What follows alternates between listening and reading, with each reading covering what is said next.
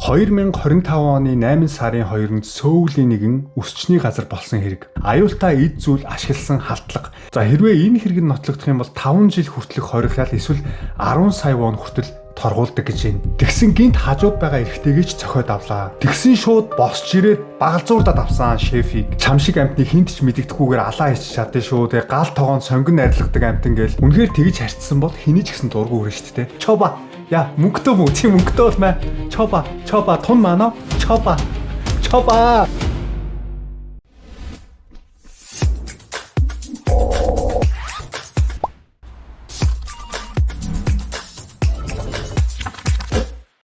За сайн байцгаана уу Золбоо ТV-ийн та бүхэндээ энэ өдрийн мэндийг хүргэе. Тэгэхээр бүгдээрээ бичлэгийнхаа сэдв рүү орохоос өмнө нэг бичлэг хамтдаа үзье. Та бүхэн энэ бичлэгийг үзээд өнөөдөр юуны талаар ярих гэж байгаа гэдгийг маш тодорхой ойлгоцгоох бах. За бүгдээрээ шууд бичлэг рүү орцгоё. 2025 оны 8 сарын 2-нд Сөүлийн нэгэн өсчний газар болсон хэрэг. Өдрийн 1 цагийн үед өсчин дээр нэгэн эрэгтэй эмэгтэй хоёр орж ирсэн. Эрэгтэй нь өсчинд карта өгөөд тооцоогоо төрүүлээд хийж байгаа төрх CCTV камерт бичигдсэн. Харин эмэгтэй нь ард нь үсээ засуулах гад сууж байгаа харагдана. Эрэгтэй нь төрүүлээд тооцоогоо хийгээд карта өгөөд тооцоогоо хийчихэд гараад явлаа. Харин өсчин эмэгтэй үйлчлүүлэгч дээр очоод ярилцаж эхэлсэн. За гэтэл хэсэг хугацааны дараа эмэгтэй үйлчлүүлэгч босоод ирсэн. Босч ирээд уурлаж байгаа болтой өсчин бүсгүүдээр тулж очоод загнаж зандарч эхэлсэн.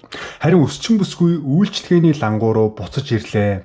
Үйлчлүүлэгч эмэгтэй ууралсан болтой өөдөөс нь гомдлсоор л байлаа. За тун удалгүй кофе аваад эрэгтэй нь ороод ирлээ. Эрэгтэйг орж ирмэгц үйлчлүүлэгч эмэгтэй эрэгтэйд өсчингийн гаргасан үйлдэлийн талаар ховлож байгаа төрхийг харж болно. Харин өсчин бүсгүй өөдөөс нь тайван тайлбарласаар л байлаа. Эцэст нь өсчин бүсгүй би мөнгийг нь буцаагаад өгчихье гэж хэлсэн.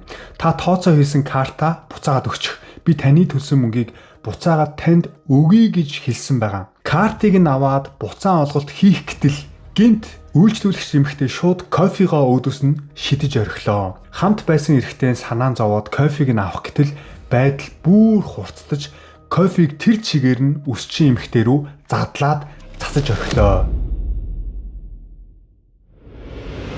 Өсчин эмэгтэй лангуу тэр чигээрээ кофе болж хуурсан. Дараа нь захиалгын дэвтрийг авч шидээд лангуун дээр байсан эд зүйлсийг эмэгтэй рүү авч шидсээр байлаа. Хажууд байгаа эрэгтэй нь яах учраа олохгүй харж зогслоо. Тэгсэн гинт хажууд байгаа эрэгтэйгээ ч цохиод авлаа. Эрэгтэй нүдний шил нь газар унах төгсөн. Эмэгтэй уурн гарсангүй үргэлжлүүлээд ширээн дээр байсан зүйлсийг шидсээр л байлаа. Тэр дунд нь бүр хайч байсан. Харин өсчин эмэгтэй аль болох тайван хандаж уцаа аваад цагдаад дуудлага өгсөн. Тэгсэн эрэгтэйг түлхэж орж ирээд өсчин бүсгүй нь үснээс нь үстээд авлаа. Эрэгтэй нь болиулах гэж оролдож байгаа боловч эмэгтэй дайрсаар л байлаа. Уурн гараагүй болтоо гарахтаа хүртэл өсчин дотор байсан эд зүйлсийг өсчин бүсгүй рүү шидсээр л байлаа. Тэгвэл энэ эмэгтэй яагаад ингэтлээ их ууралсан болоо? Бичлэгээс харах юм бол үсээд засуулж эхлээчгүй дөнгөж яриа өрнөд л үйлчлүүлэгч эмэгтэй уурлаж эхэлсэн. Манай нэвтрүүлэгт хандсан өсчин эмэгтэй мэдүүлгийн дагуу бол та ямар стайлаар үсээ засуулах вэ гэж асуутал эмэгтэй үйлчлүүлэгч мөнгө авсан биз дээ. Зүгээр л хийм хийгээд л болоо юм биш үү гэж захирангуй хэлсэн байгаа. Нөхцөл байдлыг хараад үсийг нь засах боломжгүй юм байна гэд өсчин эмэгтэй би таны үсийг засч чадахгүй юм байна. Мөнгийг тань буцаагаад өгье гэж хэлээд лангуу руугаа иртэл ийм аимшигтай үйлдэл гаргасан байгаа. Энэ өдөр өсчин эмэгтэйн зүрх нь маш их өвдөж ажиллах боломжгүй болсон. Энэ өдрөөс хойш хохирогч эмэгтэйтэй төстэй хүн орж ирэхээр л айдаг болсон гин. Энэ асуудлаас хойш байнга эмнэлэгт үзүүлж эмчилгээ авч байгаа юм байна. Хэрэг болсны дараа цагдаа ирэх үед хамт байсан эрэгтэй нь надтай хамт амьдардаг эмэгтэй байгаамаа. Сэтгэл санааны хувьд жоохон асуудалтай эмэгтэй гэж мэдүүлэг өгсөн байгаа. Өсчин бүсгүйн биед нь халдаж, карт уншуулагчийг авч шидэн эвдэлж, хүний биед халдаж байгууллагын эд зүйлсийг эвдэн сүйтгэсэн хэрэгээр эмэгтэйг цагдаагийн ажилчид баривчлаад явсан. Харин өсчин хохирогч эмэгтэйг иргэний шүүх болон эрүүгийн хэрэг шүүхэд ч өгчээ. За тэгэхээр та бүхэн бичлэгийг үзсэн байх. Энэ үсээ засуулах гад орсон эмэгтэй бол бүр нилээн ууралж бухимдсан байгаас те. уур нь гарахгүй бүр гаран гартлаа энэ өсчин дотор байсан эд материалыг шидээд үстэж аваад кофего цацаад бүр нилээ юм болж байгаад гарч байгаа хгүй. Тэгээ магадгүй зүгээр үсийг нь муухай засцсан бол те үсийг нь муухай засчаад тэрэн дээрээ тайлбар тавьдсан бол ууралж болно л та. Би яагаад энийг гинт хэлж байгаа гэхэлэр би нэг өсчөнд ороод үсээ амар муухай засуулж байсан байхгүй юу? Одоогоос бараг 6 жилийн өмнө би тэр ерөөсөө мартдаггүй. Сөүлд монголчууд их амьдардаг самбуун гэдэг дүүрэг байдаг байхгүй юу? Тэгээ би тэр дүүрэгт нүүж очиод нэг өсчин рүү анх удаа яваад орсон чинь сураад удаагүй байсан хүн байсан юм шиг үлээ. Тэгэл шууд үсийг нь засж байгаа так гэж хайшлаа байдیں۔ Тэгээ миний үс ингээд тэр тэгшхэн болцсон заяа. Тэгээ яаж яхад өөрөө нөгөө хүн шууд юм хэлж чаддгүй болохоор тэгээд гэчээд ингээд дуугаа суугаадсан байхгүй. Тэгэл засж байгааг нь хараад хэлж чадахгүй дуугаа төвчж байгаа. Тэгээ үсээ харсан зүгээр амар болцсон. Тэгээ гарахтаа би тэр үс чинь тэлээ гарч ирсэн байхгүй. Та миний үсийг нэр арай л амар болгочлоо. Та засаад удаагүй байгаа мó гэсэн чинь үгүй би засаад удсан шүү дээ. Бараг 2-3 жил болцсон гэлээ ямар ч нэг тийм хэлээд. Тэгээ би гарч яваад ямар амар өстэй болчоо гэд. Тэгээ тэр өсчингээс би гарч яваад 7 хоногийн дараа бас нэг өөр өсчин дээр очиод би үсээрээ тоглуулчлаа. Энийг нэг айтайхан болгоод өгөөч гэж ороод тэр өсчин дээр одоо хүртэл явж байгаа. 7 жил явж байгаа гэж боддоо тэр өсчин дээр. Одоо миний амьдарч байгаа дүрэг гүрий гэдэг дүрэг шүү дээ. Тэр өсчин самбууд байдаг байхгүй. Тэгээ би гүрийгээс тэр өсчин рүү явж очиж хүсэж засуулдаг гэж боддоо. Тэгээ ирчүүд яг нэг юм өсчөнтэй олчих юм бол ингээд барыг насаараа засуулдаг гэдэг нь яг үнэн баха. Үс муухай засуулчихаар яалтч өөр урдаг те. Гэхдээ энэ бичлэг дээрээс харахад бол үсийг нь муухай засаагүй ерөөсө орж ирээд суугаал тун удалгүй хэрүүл маргаан болж байгаа зү те. За хэрүүл маргаанч гэж нөө суужсэн эмхтэй шууд уурлаад босч ирээд загнаад эхэлж байгаа зү. За тийм үсчин эмхтэйгээ өгсөн мэдүүлгийн дагуу бол та үсээ ямар стайлаар засуулах вэ гэж асуусан чинь мөнгө чинь төлсөн биз дээ. Чи өөрөө мэдээл хийчихээс хийм хийгээл болоо юм шүү гэж харьцсан байгаа. Үнэхээр тэгж харьцсан бол хэний ч гэсэн дургу өрнө шүү дээ. Гэхдээ би танаас зүгээр асууж штэ яаж засуулах юм бэ? Засны чинь дараа одоо хиймээ хэлэхүү тэрийг шийднэ гэд тайлбар тангуул шууд ууралж босч ирээд маргалцсан байж магадгүй энэ өсчин эмхтэй өгсөн мэдүүлгийн дагуу. За ямар тач энэ эмхтэй бол тесэрсэн уураа барьж чадаагүй те. Энэ уураа барьж чадаагүйгээс болоод ямар хуулийн хариуцлага үүрэх вэ гэхлээр эрүүгийн хариуцлага үүрнэ. Хёнгса чобол гэж ярьдаг хгүй Солонгост.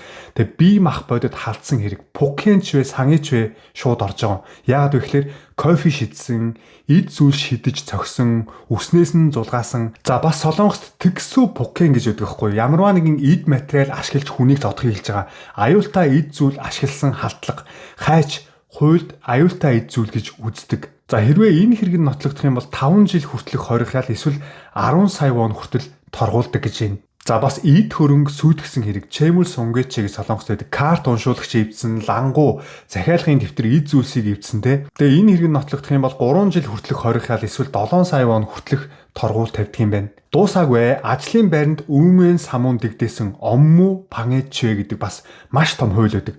Үсчин ажлаа үргэлжлүүлэх боломжгүй болсон, дэлгүүр хаагдсан, үйлчлэгээ зогссон. Тэгээд хэдэн хоногийн турштай эмнэлэг твцсэн ч юм уу. Энэ бүх хэрэгүүд нь нотлогдох юм бол 5 жил хүртэлх хориграл эсвэл 15 сая воноор торгуулдаг юм байна. За хоёр дахь юм бол иргэний хариуцлага Минса Сүнэ Песан гэж байдаг байхгүй юу. Нэгсэндээ өсчин эмхтэйг очиж цохиод сэтгэл зүйн хувьд одоо тэгээ бие мах бодийн хувьд зөндөө хохирлыг учруулчлаа шүү дээ. Тэгэхээр хохирогч өсчин эмхтэн эмчилгээний зардлыг өгнө. Бас ажиллаж чадаагүй өдрүүдийнх нь бүх төлбөрийг нь төлж барагдуулах ёстой. Сэтгэл санааны хохирол вижаар юу нэхэмжлэх боломжтой. Тэгэхээр энэ хохироосын эмхтэн хувьд хохирогч эмхтэйтэй хаби хийх ёстой. Тохиролцох ёстой. Энийг Солонгосын шүүгчид хамгийн түрүүнд хардаг гэж хэлсэн шүү дээ.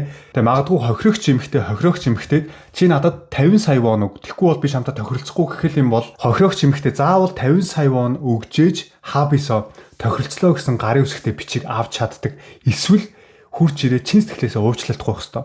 Уучлаарай миний буруу ээжээ. Ядаж энэ 50 сая төгрөгөө 30 сая 10 сая вон болгоод өгөх боломжтой юу? Би үнэхээр буруу үйлдэл хийж надад мөнгө төгрөг байхгүй гэж одоо өрөөдөл бичээл тэр эмэгтэйгээс өдрө болгон ирж гуйл гэсэн үг л дээ. За ямар тач үсээ засуулах гэж орсон эмэгтэй уураа барьж чадаагүйгээс болоод маш том асуудалд орсон. Хэрвээ тохиролцоод энэ бүх хохирлуудыг барагдуулж чадахгүй бол хуулийн хариуцлага үүрнэ гэдэг нь тодорхой. Сөүлийн Кангнам дүүрэгт байрлах дээд зэрэглэлийн нэгэн ресторанд болсон хэрэг. Энэхүү ресторан оройн хоолны нэг хүний сет меню нь 200 мянган воны үнэтэй. Сайн шефтэй алдартай ресторан байжээ. Тухайн өдөр ресторанд 2 эрэгтэй, 2 эмэгтэй үйлчлүүлэгч орж ирсэн. Тун удалгүй захиалсан сет хоолнууд нь гарч ирээд үйлчлүүлэгчид ч хоолоо амтрхан идэж суулаа. За Солонгост иймэрхүү үнэтэй ресторанд сет меню хоол захиалсан тохиолдолд шеф нь тэр хоолоо өөрөө оруулаад энэ ийм хоол шүү, ингэж идэх ёстой шүү гэд тайлбарлаад вайныг аягалж өгөөд үйлчлэх ёстой байдаг юм байна л да. Тэгээ шеф нь ороод үйлчлэх гэсэн хоолны газар орж ирсэн хоёр залуу нь манай өрөөнд үйлчлэх шаардлагагүй, бити орж ир, бид нар чухал юм ярилцж гин гэд тэр хоолоо тайлбарлуулахгүй зүгээр л хоол оруулаад өгчхөө, вайнаач гэсэн бид нар өөрсдөө аяглаад уучаа гэж хэлээд шефийг нь гаргаад явуулсан байгаа. Шеф нь ч гэсэн тэр үгийг хүлээж аваа, за ойлголоо гэд гараад явсан. За тэгсэн тун удалгүй энэ өрөөнөөс комплейн гаргаж эхэлсэн, гомдол гаргаж эхэлсэн. Шалтгаан нь яагаад манай өрөөнд үйлчлэхгүй байгаа юм бэ гэж гомдлсон байгаа.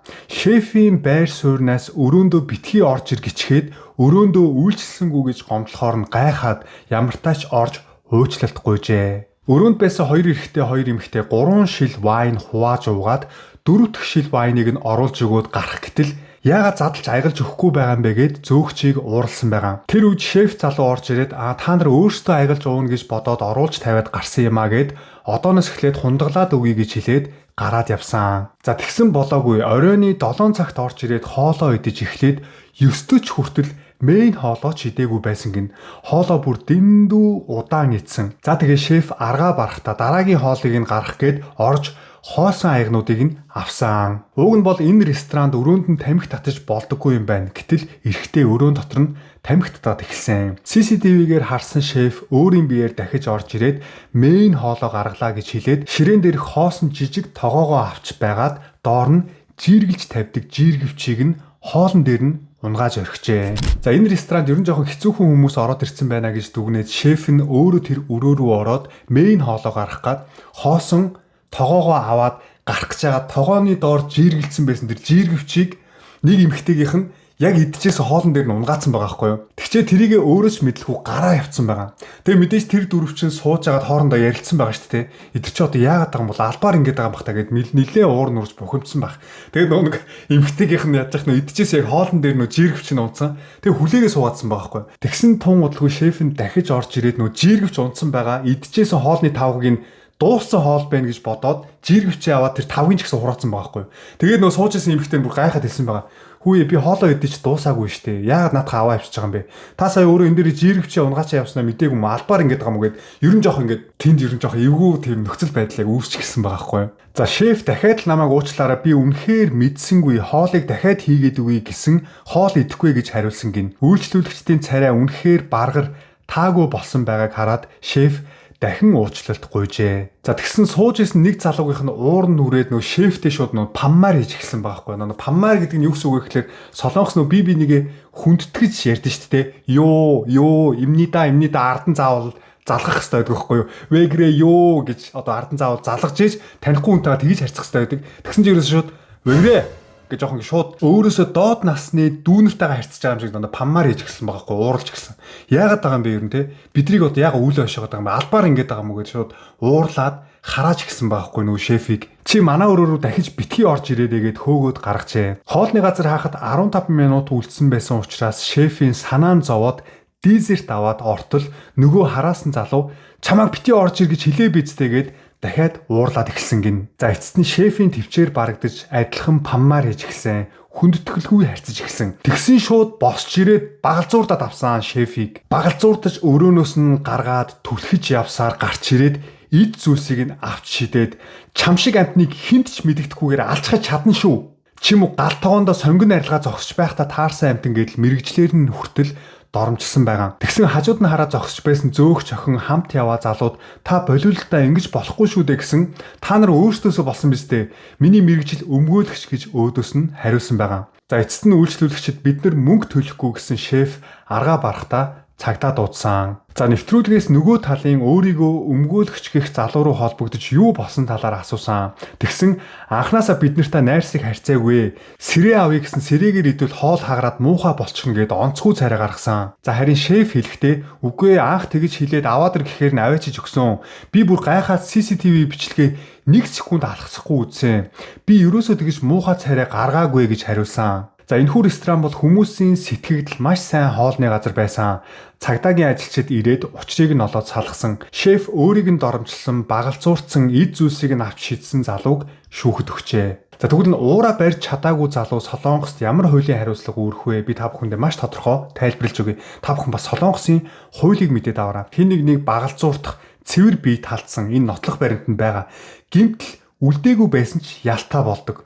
2 жил хүртэлх хоригхал эсвэл 5 сая воноор торгуулдаг. Зүгээр заандаж авах юм уу багалзуурдаад авахуд л энэ бие талдах пукенче сонив яг хийсэн гэж авч үздэг байхгүй юу? Тийм учраас солонгосчууд намайг цох гэд би руугаа нүрээ өгдөхгүй. Чоба я мөнгөтэй мө чи мөнгөтэй болмаа. Чоба тун маана. Чоба.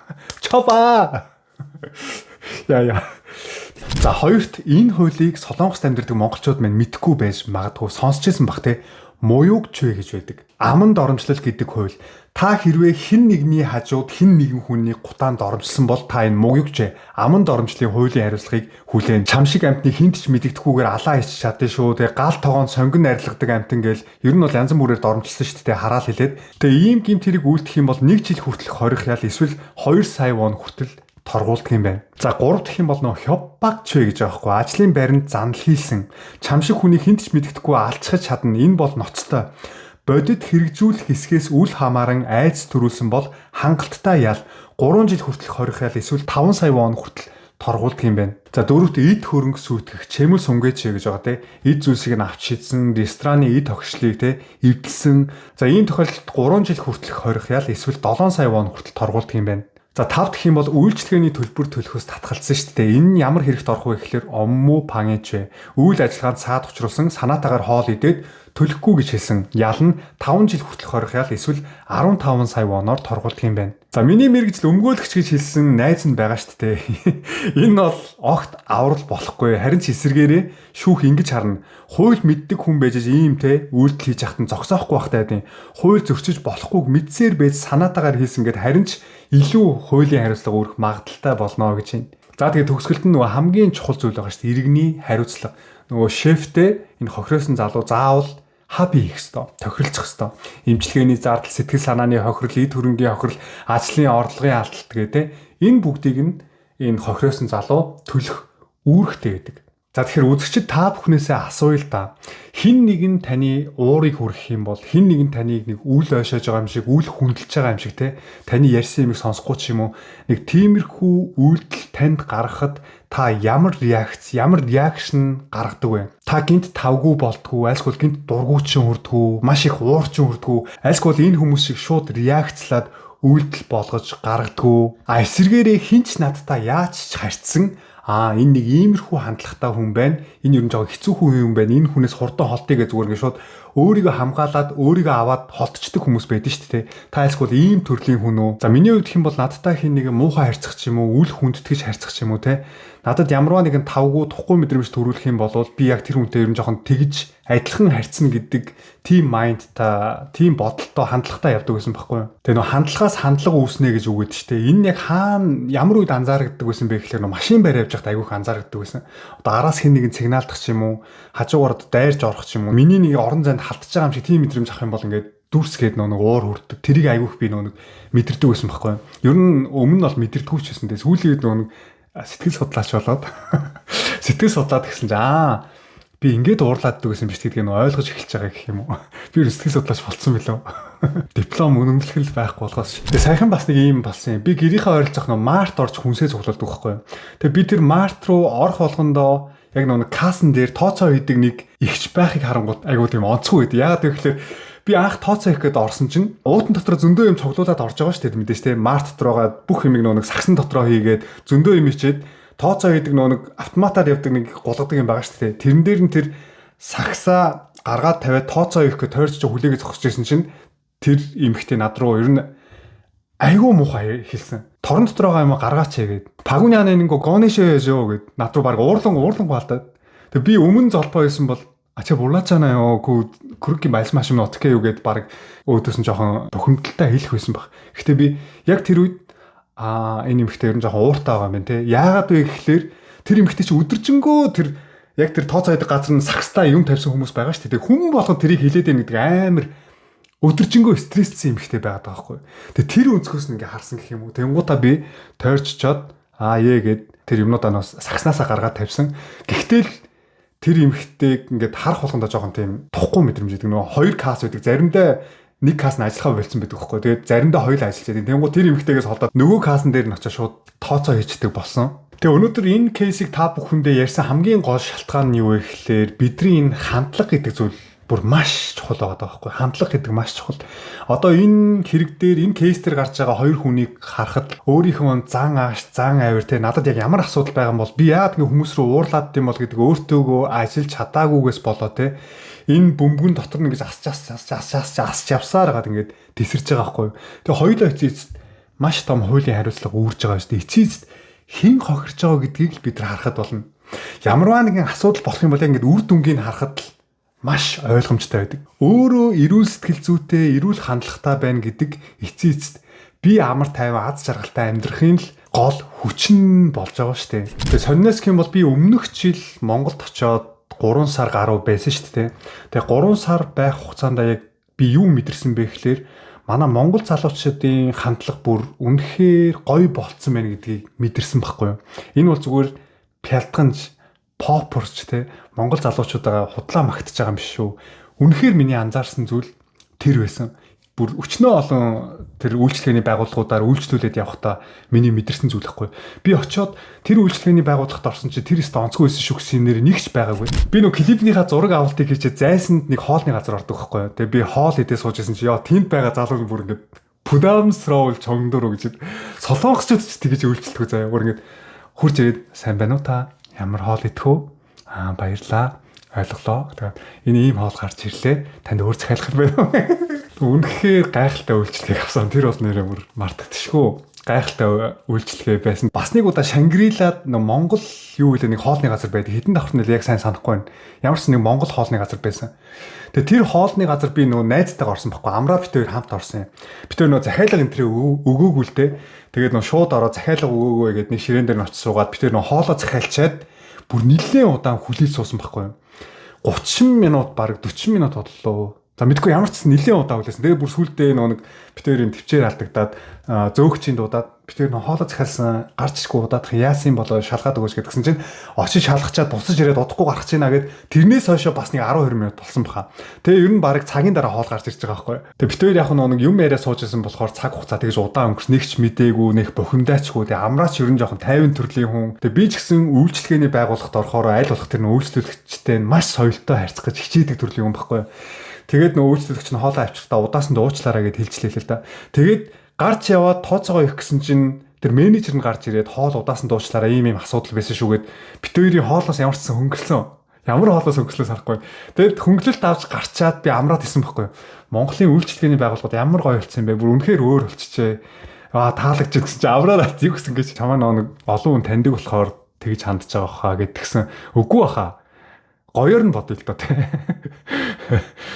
За тэгээ өнөөдөр бүгдээрээ хоёр бичлэг үзлээ. Тэгээд энэ хоёр бичлэгийн гол хэлж байгаа үг нь бид нэр энэ уур уцаараа энэ хандлагаа өөрчлөхгүй л болвол хизээ нэгэн цагт энэ тесрэх юм бол хүн өөрөө хохирно шүү. Цаг хугацаа, хөрөнгө мөнгө, сэтгэл зүгээд бүх зүйлээрээ л хүн өөрөө хохирно. Тэгэхээр бүгдээрээ хандлагаа аль болох cool гоё болгоцгоё. Бие биедээ аль болох гоё энергийг түгээцгээж байя. Уул морийг зовоон, уур хүнийг зовооно гэж үг байдаг. Таны уур чинь хүржил байгаа бол ухаан чинь дутж байгаагийн шинж тэмдэг шүү. За өнөөдрийн миний бичлэгтээ хамтдаа үзэгч та бүхэндээ маш их баярлалаа. Тэгвэл Золбоо ТV-д дараагийнхаа бичлэгээр уулзтлаа. Түр.